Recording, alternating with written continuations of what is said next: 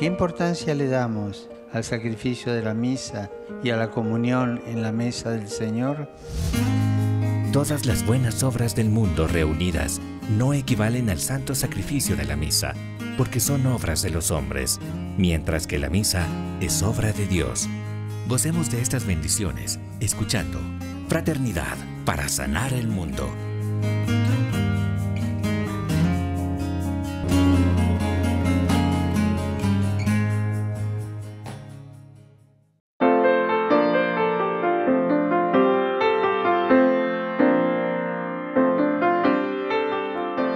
¿Qué tal, amigos? Es un gusto saludarles en este día 31 de octubre de 2024. Estamos finalizando ya el mes del Rosario, el mes de la Virgencita. Y bueno, estamos prestos también para empezar un nuevo mes maravilloso como es el mes de noviembre. El Día de Todos los Santos será el 1 de noviembre. El 2 de noviembre pues será el Día de los Difuntos. Y bueno, de esta manera avanzamos en este calendario litúrgico. Queremos agradecerles por su sintonía. Soy Valeria Gavilanes y este programa es Fraternidad para sanar el mundo. El día de hoy nos acompaña el hermano Marcelo Burneo, quien forma parte de los Heraldos del Evangelio. Hermano, le agradecemos por su presencia, si es tan amable en ayudarnos con la oración inicial. Perfecto, Valeria. Es un agrado para mí para compartir con ustedes este momento. Señor Jesucristo, pan vivo bajado del cielo, mira al pueblo de tu corazón, que hoy te alaba, te adora y te bendice. Tú que nos reúnes alrededor de tu mesa para alimentarnos con tu cuerpo, haz que superando toda división, odio y egoísmo, nos unamos como verdaderos hermanos, hijos del Padre Celestial. Envíanos tu espíritu de amor para que buscando caminos de fraternidad, paz, diálogo y perdón, colaboremos para sanar las heridas del mundo. Amén. Amén.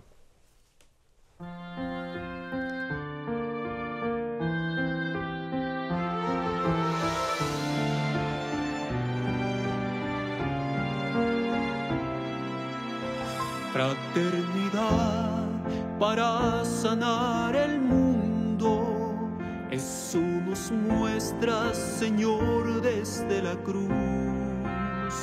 Tú nos congregas en torno a tu mesa y nos enseñas al hermano a amar. Tú nos congregas en torno a tu mesa y nos enseñas al hermano a amar. Con tu cuerpo y sangre, misterio divino, te haces presente aquí en el altar. Tú estás con nosotros en el pan y el vino, que reconcilian, que dan vida y paz. Tú estás con nosotros en el pan y el vino, que reconcilian, que dan vida y paz. Fraternidad para sanar el mundo, eso nos muestra, Señor, desde la cruz.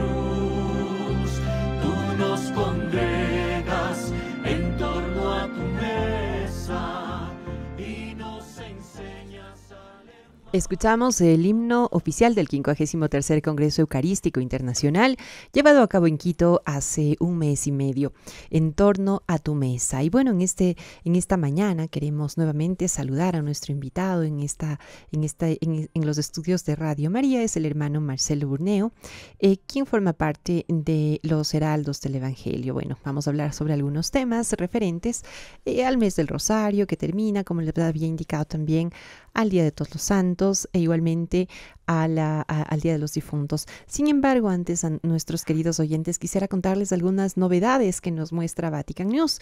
Por ejemplo, que la Cátedra de San Pedro se expone en la Basílica Vaticana hasta el 8 de diciembre.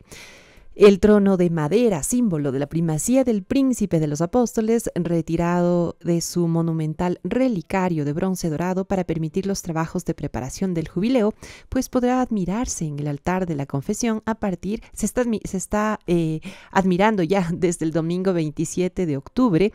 Y bueno, esto se hizo al final de la misa presidida por el Papa con motivo de la conclusión del sínodo. El primero con el baldaquino descubierto tras la restauración.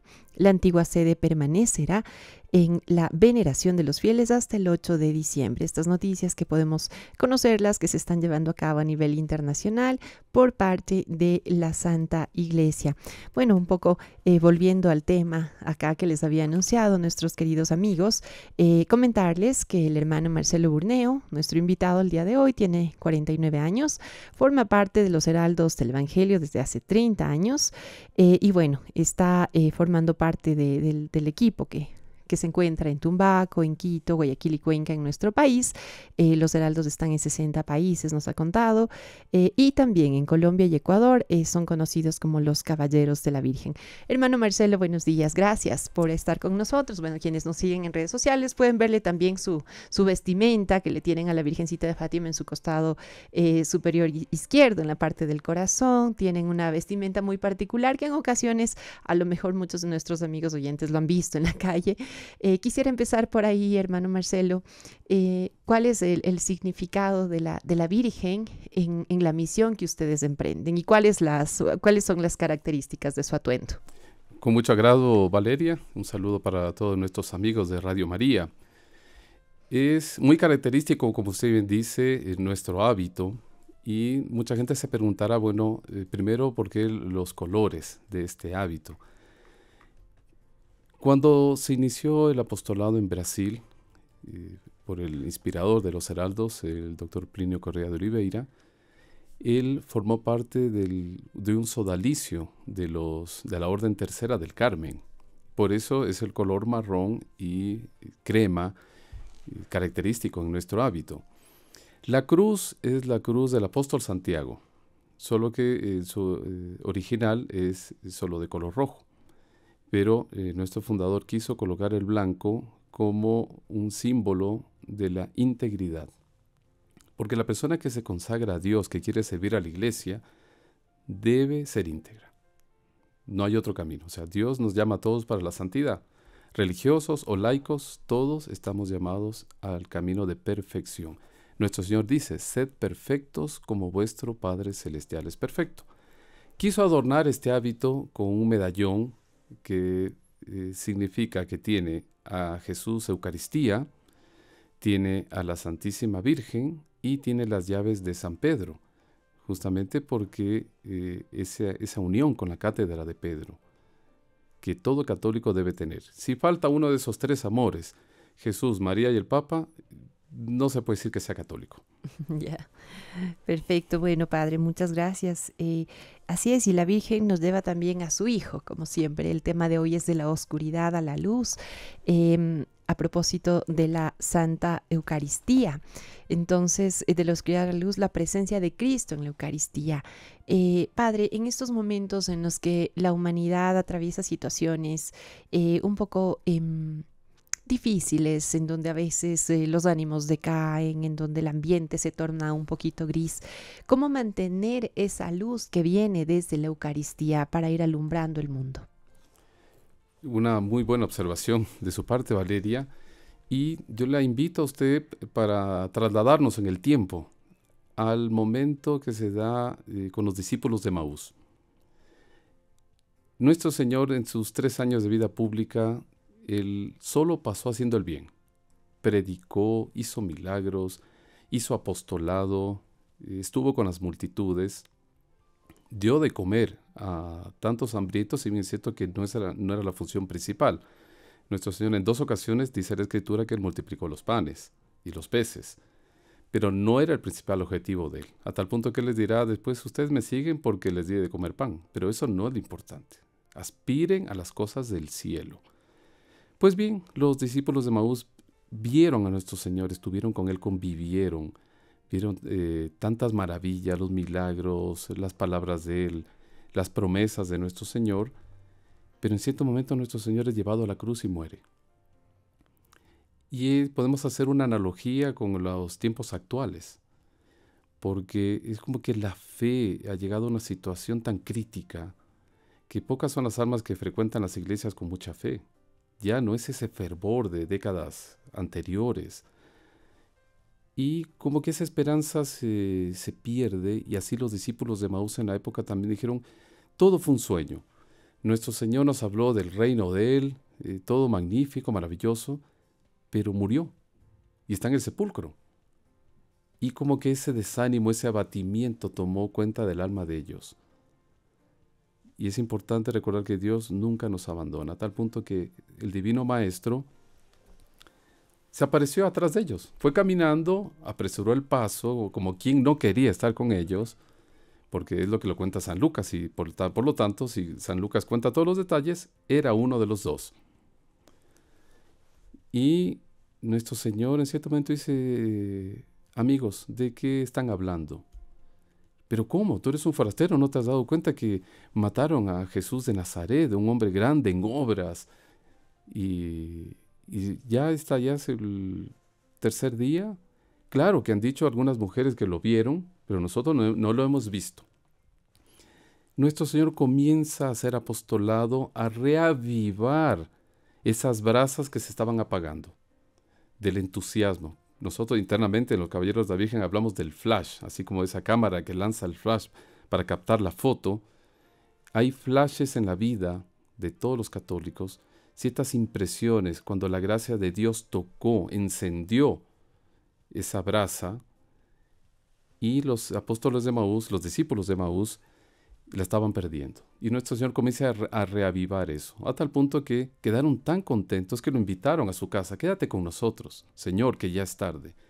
Y nuestro Señor acepta la invitación, y ahí viene la fracción del pan. Y ahí reconocieron, en la Eucaristía, en la fracción del pan, reconocieron al Maestro.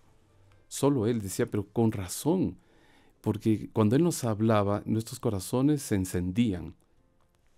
Y eso es lo que pasa actualmente, que las personas como que pierden esa noción de esos principios de la fe, ese entusiasmo que recibieron de pequeños con la primera comunión, con la confirmación.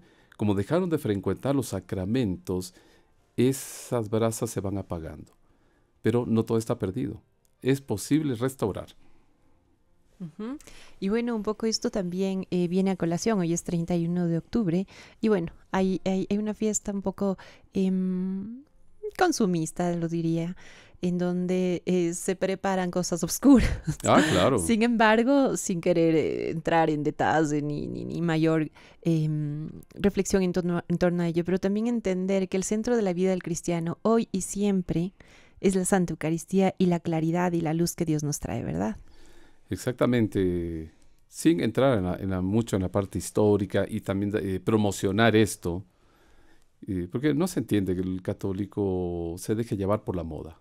Primero que son cosas de fuera y que no nos estimulan. Por el contrario, quienes promueven eso tal vez lo hicieron con la intención de desvirtuar algo muy importante que es el Día de Todos los Santos. O sea, como que lamentablemente, si podemos también hacer una relación con otros festejos que tienen cierto origen pagano, también podríamos mencionar el carnaval. Para iniciar la Cuaresma, como que se fomenta mucho eso, y eso desmotiva a las personas, desvirtúa aquello que se espera. La Eucaristía tiene un papel importantísimo, la luz de nuestros ojos. Si nos recordamos el pasaje bíblico de las bodas de Caná, de Galilea, el milagro, ese primer milagro que lo consideramos el inicio de la vida pública de nuestro Señor Jesucristo, lo hace a pedido de la Santísima Virgen.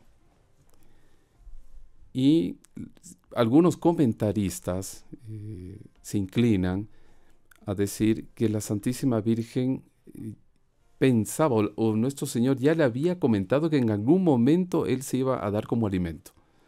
Entonces ella pensó, dijo, esta es la ocasión que Él va a consagrar. Y de repente ahí ya se va a dar la primera comunión. Entonces era como que una aspiración de ella y dice, hijo, se les acabó el vino. Y a pedido de ella se da ese milagro, porque él no tenía obligación. Claro está que hay estudiosos que comentan que había cierto parentesco con uno de los novios. Y por eso fue nuestro Señor y tenía la condición de invitar a sus discípulos. Y la Santísima Virgen le pide ese milagro. Ella hace suyo el problema de los novios y pide que él dé una solución. Y nuestro Señor dice, está bien, llenen las tinajas. Y se da el milagro impresionante, el mejor vino de la historia, que alimentó y que alegró el corazón de esas personas. Así es, la Virgen siempre como intercesora está presente en nuestras realidades, en nuestros momentos de alegría, también de dificultad, y pues como mamá está pendiente de lo que se requiere y en este caso particular, como usted lo indica, Padre.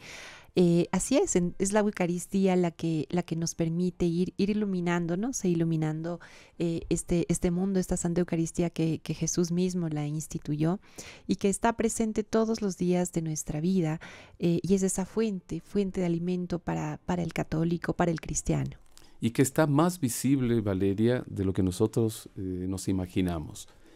Hay un hecho muy bonito que se publicó en un folleto años atrás sobre milagros eucarísticos.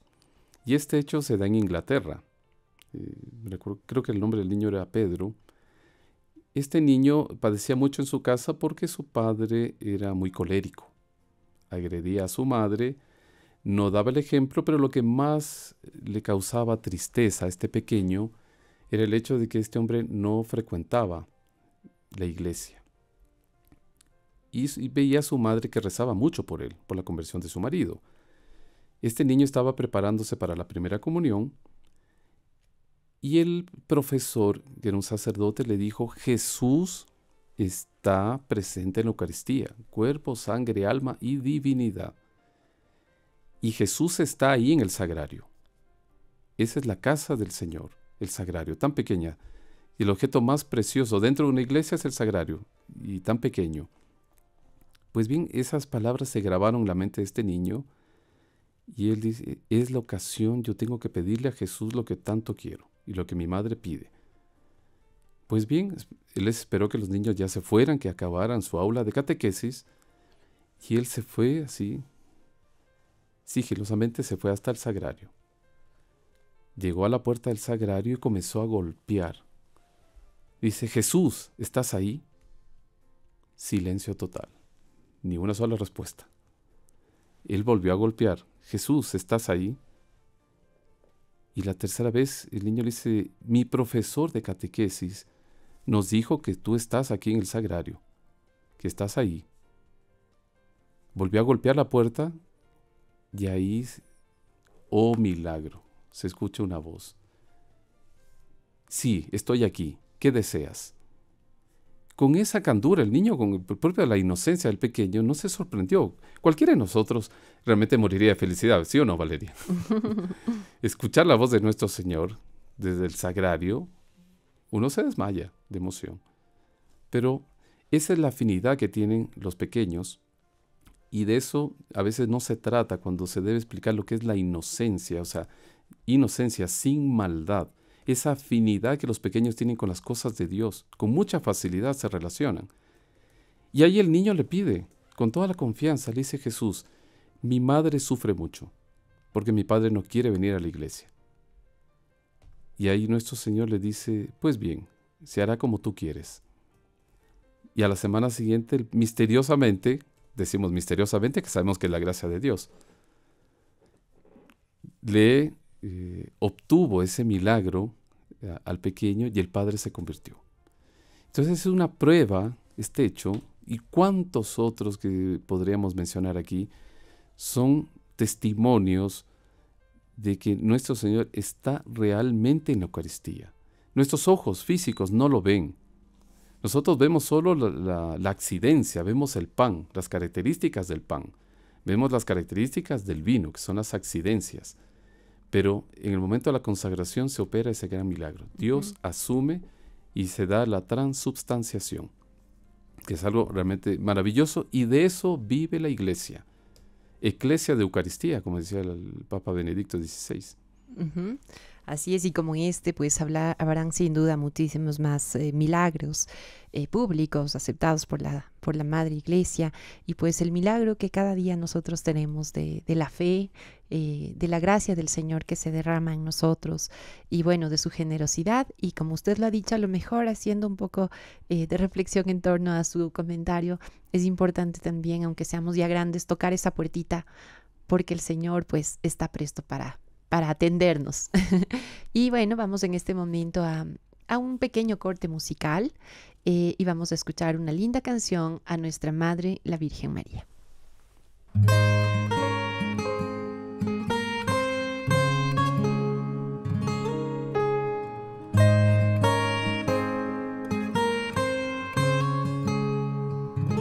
María, mírame, María, mírame. Si tú me miras, Él también me mirará. Madre mía, mírame, de la mano llévame muy cerca de Él, que ahí me quiero quedar. María, mírame, María, mírame. Si tú me miras, Él también me mirará. Madre mía, mírame, de la mano llévame muy cerca de Él, que ahí me quiero quedar. María, cúbreme con tu manto, que tengo miedo, no sé rezar, que por tus ojos misericordiosos tendré la fuerza, tendré la paz. María, mírame, María, mírame. Si tú me miras, Él también me mirará. Madre mía, mírame, de la mano llévame muy cerca de Él, que ahí me quiero quedar.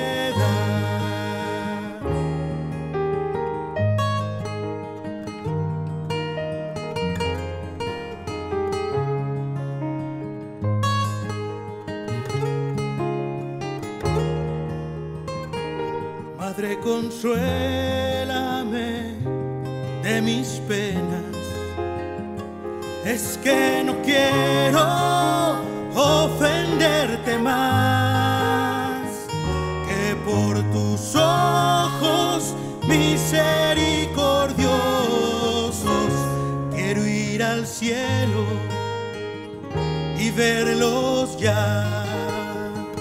María, mírame, María, mírame. Si tú me miras, Él también me mirará.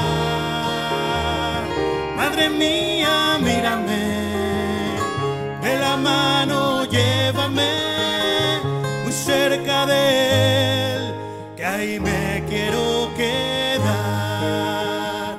María, mírame, María, mírame. Si tú me miras, Él también me mirará. Madre mía, mírame, de la mano llévame muy cerca de Él, que ahí me quiero quedar.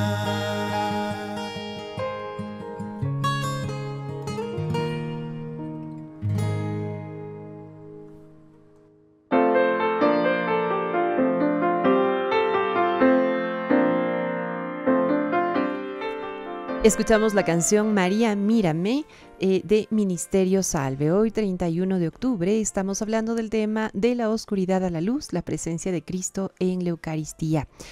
Nos acompaña el hermano Marcelo Burneo, de los Caballeros de la Virgen. o también conocidos como heraldos del Evangelio. Hermano Marcelo, ¿cuál es el valor de la oración, en particular de la oración del Santo Rosario, en la vida diaria? Pues bien, oración significa elevar el alma a Dios. Hay varias formas de oración. Pues está la oración verbal, la oración de quietud, la oración contemplativa. Y eso depende del momento de cada persona, cómo la gracia de Dios lo inspire. Dentro de las oraciones tan valiosas que la Iglesia tiene, está el Santo Rosario. Recordemos que Rosario significa corona de rosas, y uno de los promotores del Rosario, porque lo recibió de manos de la Santísima Virgen, el propio Santo Domingo de Guzmán. Estamos hablando ya hace 800 años. Es una oración que ha pasado por los labios de tantos fieles a través de los siglos. Y hay un hecho muy bonito porque era una situación difícil para la Iglesia, para la fe en esa época. Las herejías se estaban tomando cuenta de Francia, de España, y Santo Domingo hizo como que un retiro. Se fue a un bosque y comenzó a hacer penitencia y a suplicarle a Dios que diera una solución, que le entregara el arma con el cual él pudiera recuperar todas esas almas que se habían apartado de la Iglesia.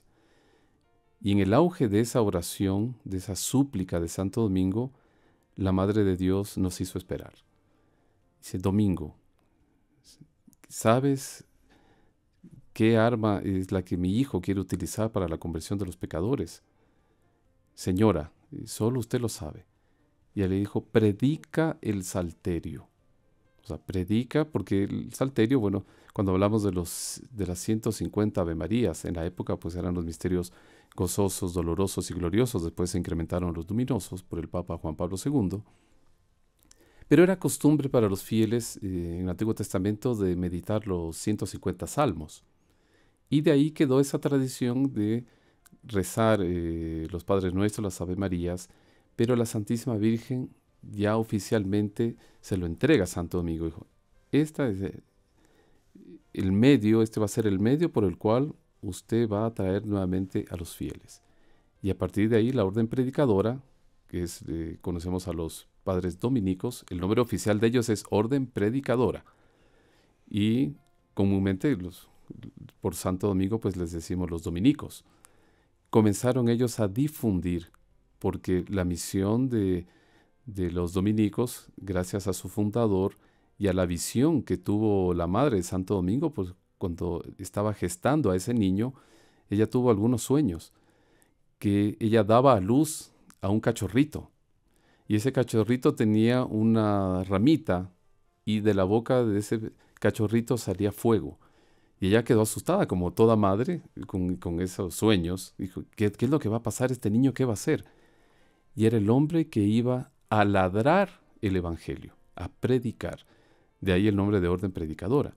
Y ellos comenzaron a difundir el Santo Rosario, y comenzaron los milagros. Cuenta el beato Alano de la Roche, que vivió como 150 años después de Santo Domingo, que en una ocasión un hombre que maldecía justamente a uno de los sacerdotes por la prédica que estaba realizando, le dijeron al sacerdote: este hombre sigue molestando. Él dijo: no, pueden dejarlo. Terminó la misa, salió y le dio una bendición especial. Este hombre cayó al piso y evidentemente que había un demonio que lo estaba poseyendo. Así que a la fuerza lo hizo declarar. Dijo: ¿por qué entraste en este hombre? Y él dijo: porque él blasfemó contra el rosario.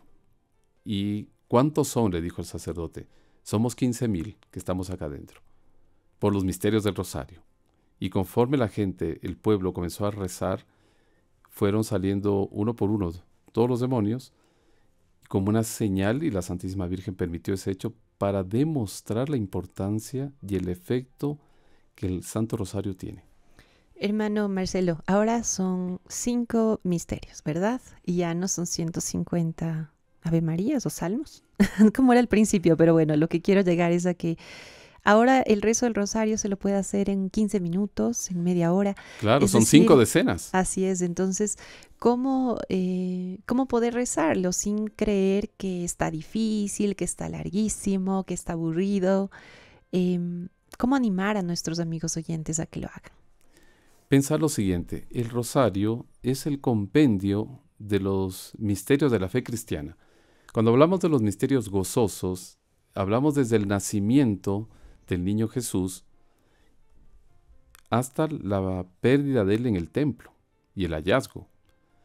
Cuando contemplamos los dolorosos, la oración en el huerto hasta la crucifixión y muerte de nuestro Señor. Y continúa los misterios con la resurrección, los misterios gloriosos, hasta la coronación de la Santísima Virgen. Como les decía, luego se incrementaron los misterios luminosos por su santidad Juan Pablo II. Pensar que estamos contemplando esos misterios, son sagrados. Y no distraerse, que es lo importante, porque la velocidad de la oración debe ser proporcionada. La persona no puede correr en la oración, tampoco hacerla muy lenta, a tal punto que los demás no quieran acompañarla. Entonces hay un equilibrio. Después, medir el fruto que la oración va a tener. Si nosotros no nos compenetramos del valor, del alcance que nuestra oración puede tener. A veces las personas dicen, pero yo rezo y Dios no me escucha. Decía un famoso teólogo dominico, el padre Antonio Rollo Marín, famoso. Tuvimos la dicha de conocerle, fue muy amigo nuestro. Este teólogo decía lo siguiente, a la española, ¿no? Es que piensa en lo siguiente, es como el teléfono cuando timbra. A veces estamos lejos y timbra una vez, 2, 3, 4, 5, 6 y cuando ya llegamos a agarrar al teléfono, de repente se cayó la llamada. Así es la oración del que no persevera. Porque le dice a Dios, Señor, necesito tal cosa, le pide 1, 2, 3, 4, 5, 6, pero quién sabe Dios en la 7ª vez, si hubiera timbrado una vez más, si hubiera esperado, Dios le hubiera concedido. Porque Dios quiere también probar nuestra perseverancia y también quiere probar la autenticidad de nuestro pedido. Porque si fuese simplemente rezar una Ave María, que Dios o María Santísima nos va a atender, hasta los delincuentes rezarían. ¿Qué le parece, Valera? Un delincuente diría, yo voy a rezar el rosario. Si solo con rezar el rosario Dios me atiende, yo quiero robar un banco. Voy a rezar el rosario porque es efectiva la oración. No. A veces no pedimos lo más conveniente. Y Dios nos prueba porque la oración tiene validez, le llega a Dios. No es en vano la oración. Pero Dios sabe qué es lo que necesitamos en el momento y Él tiene su tiempo. Uh-huh. Así que hay que tener paciencia. Exactamente. Perseverancia. Perseverancia y paciencia. Hermano Marcelo, ahora que se acerca también el Día de los Difuntos, ¿cómo debe ser nuestra oración? Porque claro, en nuestro país, en nuestra cultura, todavía las familias incluso visitan los cementerios, en la cultura indígena llevan comida a los cementerios, hacen veladas, si cabe. Claro, es un día en el que la Iglesia nos invita a participar también de la Santa Misa por nuestros difuntos. ¿Cómo poder enlazar esta oración? Hablábamos, si bien es cierto, del Santo Rosario, pero ¿cómo orar por nuestros difuntos ahora que se acerca el Día de los Difuntos? Es muy importante que las personas se compenetren de que nuestra oración tiene validez por aquellos que ya partieron. Pensemos que hay 2 grupos de almas dentro de los fieles difuntos. Aquellos que llevaron una vida virtuosa, que murieron con toda la asistencia de la Iglesia, que ofrecieron sus sufrimientos con resignación en esta vida, que fueron muy devotos de la Eucaristía, de la Santa Misa, del Rosario, y otros que no lo fueron tanto. ¿Qué es lo que le enseña la Iglesia? Que la persona, si se salva, unos pueden ir directamente al cielo. Pero yo me inclino más a que hay una gran mayoría que se perfila más al purgatorio, Valeria, porque Se necesita de mucha virtud para presentarse delante de Dios y decir, Señor, llevé una vida intachable. Porque podríamos a veces pensar como el joven rico. Señor, ¿qué puedo hacer para alcanzar el reino de los cielos? Cumple los mandamientos. Señor, los cumplo desde pequeño. Y ese hombre que en verdad sí los cumplía, ese joven rico sí los cumplía, porque nuestro Señor clavó su mirada, siendo Dios, vio el alma de él, vio su pasado, lo conocía desde toda la eternidad, conocía ese episodio. Dice, te falta una cosa.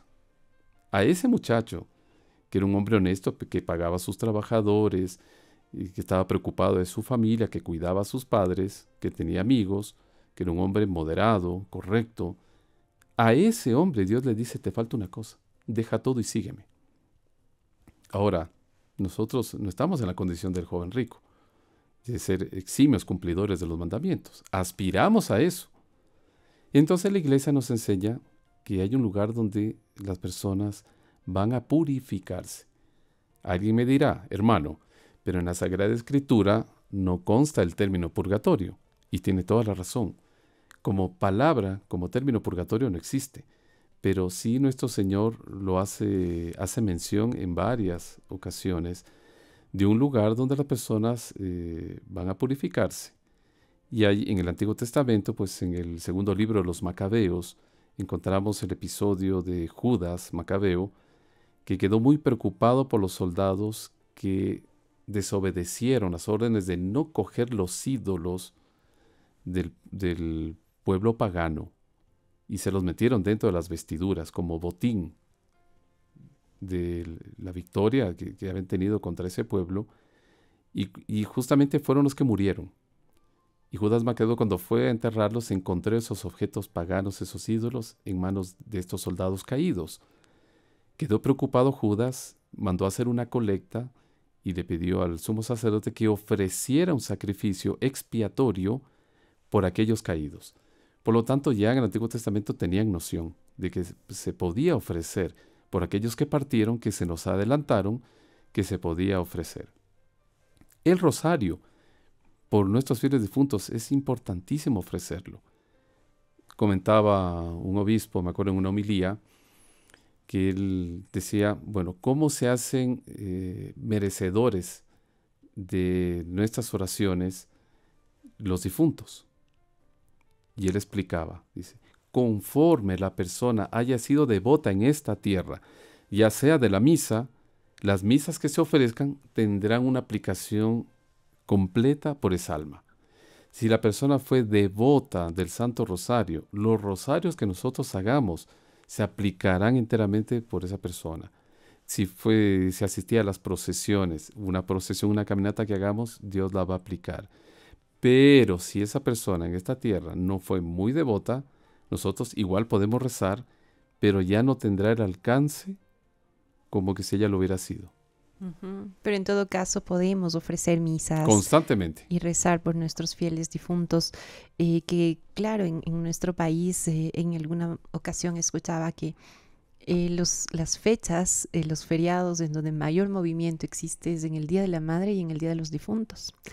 Así que es la oportunidad también para nosotros pues orar mucho por ellos, por nuestros seres queridos que partieron, y que los tenemos en nuestro corazón. Seguramente todos tenemos un abuelito, una abuelita, un familiar, un amigo, una amiga a quienes tenemos presentes permanentemente. Nuestros antepasados. Y ahí entra un punto muy importante, Valeria, porque son muchos los casos de personas que comentan que han tenido ciertas manifestaciones y que a veces los familiares preguntan, bueno, ¿por qué tal ruido en la casa? ¿Por qué aquello? ¿Por qué sucedió esto?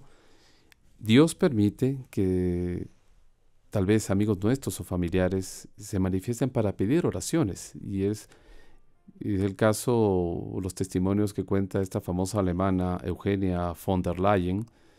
Ella escribe un libro contando testimonios de las almas del purgatorio. Y cuenta el hecho de una religiosa que se le manifestó, pero que al inicio no podía ver el rostro de ella y no le veía las manos. La reconoció porque tenía un hábito, pero no tenía manos ni se veía el rostro.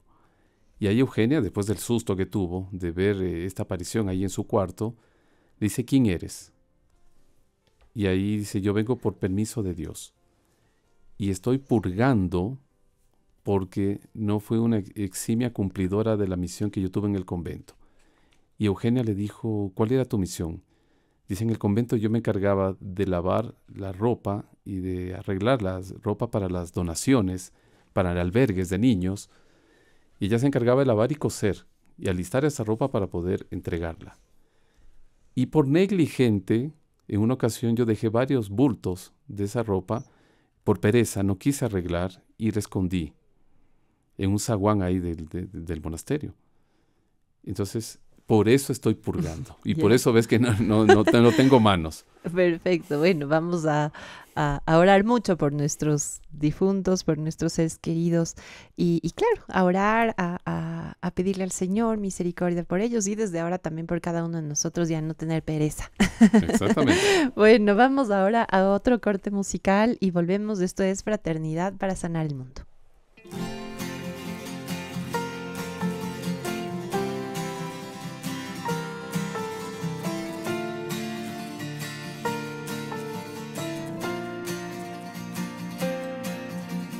Tú nos invitaste a ser santos como nuestro Padre Santo. Y aunque difícil parezca, quiero intentarlo. Yo quiero ser santo. Yo quiero intentarlo. Con la intercesión de María, su pureza y valentía. Con el amparo de San José, hombre justo, casto y fiel. Con la ayuda de Teresita, que se hizo pequeñita. Ser como San Francisco de Asís, que dejó todo y fue feliz. Quiero ser santo.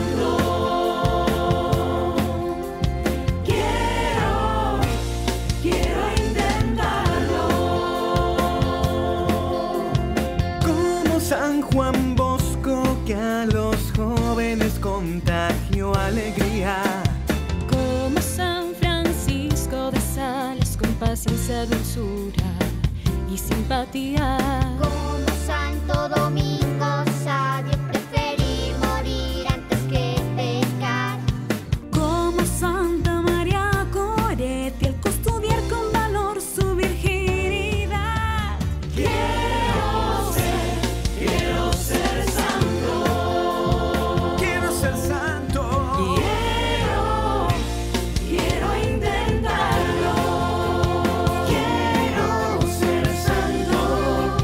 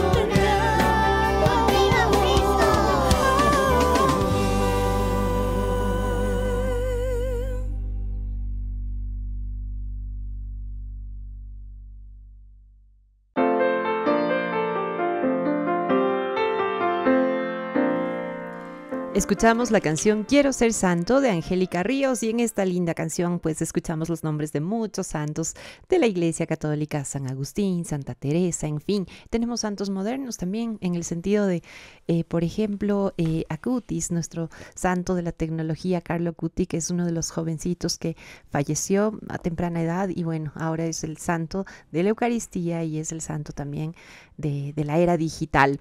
Nos acompaña el hermano Marcelo Burneo, de los Heraldos del Evangelio. Antes del corte hablábamos de una situación que nos había comentado que de la importancia de la oración para nuestros difuntos. Claro, yo le decía, no hay que tener pereza porque si ponemos la ropa, si no colgamos la ropa a tiempo, no nos vamos al cielo. Pero extra micrófonos también el hermano Marcelo nos decía que claro, a veces una cosa lleva a la otra, ¿verdad? Exactamente, Valeria. Dicen que las virtudes son hermanas y los vicios son socios. Así que cuando la persona comienza a practicar una virtud, comienza a ser ordenada en su casa, dejar las cosas en su lugar, ser puntual, y así las virtudes morales que se pueden practicar, lógicamente que nos predispone para las virtudes teologales, la fe, esperanza y caridad, que debemos aumentarlas, acrecentarlas. Entonces, la persona se pone esa idea, ese propósito serio. Usted va a ver, Valeria, cómo mejora en varios campos. Pero si la persona se deja llevar por las cosas contrarias a la virtud, los vicios, entonces necesariamente un vicio la va a llevar a la otra. Así es, entonces bueno, la idea es ir controlando, ir mermándolos e ir escuchando al Señor cómo nos va indicando de diferentes formas, cómo nos va podando, digámoslo. A propósito de la linda canción que escuchamos, pues, ¿cómo ser santos, hermano Marcelo? Porque seguramente pensamos que ser santo está súper difícil. Inalcanzable. Sin embargo, le preguntaba a sí mismo el micrófono, ¿cuántos santos hay en la iglesia? ¿O tenemos un estimado o una referencia? Son miles, Valeria. Realmente un número así determinado. Tenemos que hacer un estudio para sumar todos los procesos, pero le comentaba que solo los monjes benedictinos tienen en su listado cerca de 1500. Es un número alto. Claro, los benedictinos porque fue una época de oro, ¿no? Hablemos de San Benito en el siglo V. Él, que fue esa fuente de donde Dios quiso depositar ese carisma especial a través de la grandeza de que el ser humano se guíe, conozca a Dios a través de la grandeza. Cuenta un hecho de San Benito, por ejemplo, el pequeño, tenemos en consideración que era la época del Imperio Romano, todavía había esclavitud y tenían algunos esclavos en su casa. Sus padres eran de una familia muy distinguida. Resultado que esta mujer que trabajaba en la casa, que estaba en la condición de esclava, rompió uno de los jarrones. Y esta mujer comenzó a llorar porque dijo, esto me va a representar por lo menos, o si no es la muerte, por lo menos algunos azotes. Y el niño, Benito, cuando la dijo, ¿por qué lloras? Dijo, no, es que rompí el jarrón de la familia. Dijo, no, pero él con la candura se arrodilló. Dijo, no, pero ¿por qué no juntamos los pedazos? Niño, usted no sabe lo que está diciendo. Si su padre ve esto, me mata. Y el niño comenzó a juntar los pedazos y el jarrón se reconstituyó milagrosamente. ¿Por qué la santidad a veces es difícil para algunos? Es porque no la desean. Por eso se torna difícil. Como decía al inicio, nuestro Señor da un consejo, casi un mandato. Dice, sed perfectos como vuestro Padre Celestial es perfecto. Si nuestro Señor lo dice, es porque está al alcance nuestro. Santa Teresa de Jesús decía, si tú le dejas al Señor, es cuestión de que nosotros pongamos el empeño. Y eso se consigue día a día, en las pequeñas cosas. En el orden, en soportar una injuria, una ingratitud.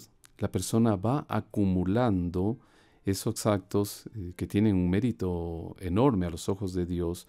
Y a veces estamos nosotros como que en el anonimato, pensamos, o sea, nadie me hace justicia o no me reconocieron tal favor que hice. No se preocupe, porque eso se va a guardar en una caja de relucimientos, en un cofre precioso donde sus actos de virtud se van acumulando y la van a ayudar para que se suba un peldaño en esta vida. La santidad no se consigue de la noche a la mañana, Valeria. Eso téngalo por seguro. Y que nuestros amigos que nos escuchan, es una lucha diaria. Es paso a paso, oración, orden, deseo, con el que nosotros vamos a conseguir ese fin. Ujú. Y nuestra iglesia pues nos ha dicho que el 1 de noviembre se celebra la solemnidad de todos los santos, es decir, en 2 días, de todos sin excepción. Tanto los reconocidos oficialmente como los anónimos. Y esta es la gran celebración de aquellos que comparten el triunfo y la gloria de Cristo por toda la eternidad, en virtud de haber cooperado con la gracia, poniendo el esfuerzo en seguir de cerca al Maestro.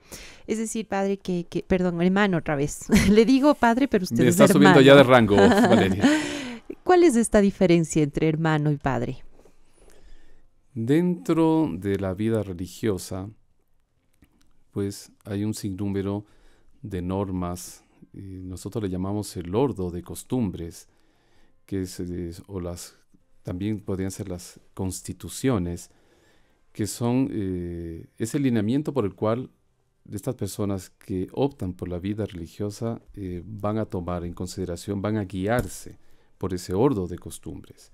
Entonces, dentro de la vida religiosa depende también en ciertas comunidades. Por ejemplo, cuando hablamos de los padres, de los frailes menores o conocidos como franciscanos, el nombre oficial de ellos es Orden de Frailes Menores. Siempre que un franciscano firma, pone OFM. Y nosotros lo conocemos como frailes. Y dentro están los frailes y están los sacerdotes. El sacerdote se diferencia del hermano porque él ya es un ministro de Dios consagrado. Él puede ya celebrar, primero fue diácono, ¿sí? Diácono significa servidor, y el diácono tiene la facultad de bautizar y casar, celebrar el matrimonio. Pero ya el sacerdote, que es el siguiente paso del diaconado, ya él tiene la facultad de celebrar la Eucaristía, de perdonar los pecados es nuestro Señor que lo hace a través de él, in persona Christi, como se dice. Y el resto de los sacramentos ya los puede administrar el sacerdote. Entonces y luego ya la plenitud del sacerdocio pues será ya cuando se llegue a obispo. Entonces, pero el sacerdote es un ministro de Dios consagrado que dentro de la vida religiosa pues él se va a guiar por las mismas normas, y hay ocasiones cuando el sacerdote no es el superior de la casa, es uno de los hermanos. Pero el sacerdote está sometido a las mismas normas de los religiosos, con la diferencia que él celebra. Bueno, y esas ya son opciones de cada uno, ¿verdad? Exactamente. Si Dios lo llama, ahí la persona puede dar ese paso. Ah, ya, no hay un tiempo, o sea, hay cierto tiempo para tomar la decisión, ¿o no? En el caso de los heraldos del Evangelio, nosotros tenemos 2 vías. Una, cuando la persona solicita al superior, siente una inspiración, se cree llamado, y le consulta al superior y le dice, no sé si a usted le parece, pero tengo la intención de encaminarme hacia el sacerdocio. Y la segunda, que es la más usada, es cuando el superior lo invita. Uh-huh. Cuando el superior ve que tal hermano tendría condiciones, porque en la comunidad religiosa todo el mundo es observado y todos dan su parecer. Entonces, no hay mejor cosa que el superior lo encamine. Perfecto, bueno, es decir, no hay un tiempo límite, en todo caso son inspiraciones, entendería yo, del Espíritu Santo y bueno, de la vida en comunidad como tal. Hermano Marcelo, hablábamos acerca de cómo llegar a la santidad. ¿Algún tip, algún tema final? Porque estamos por concluir nosotros este programa en este día. Y como les habíamos indicado, pues estamos finalizando el mes del Santo Rosario. El día de mañana será el Día de Todos los Santos. El día sábado recordaremos a nuestros fieles difuntos. ¿Cuál es su mensaje global para el cierre de este programa, por favor?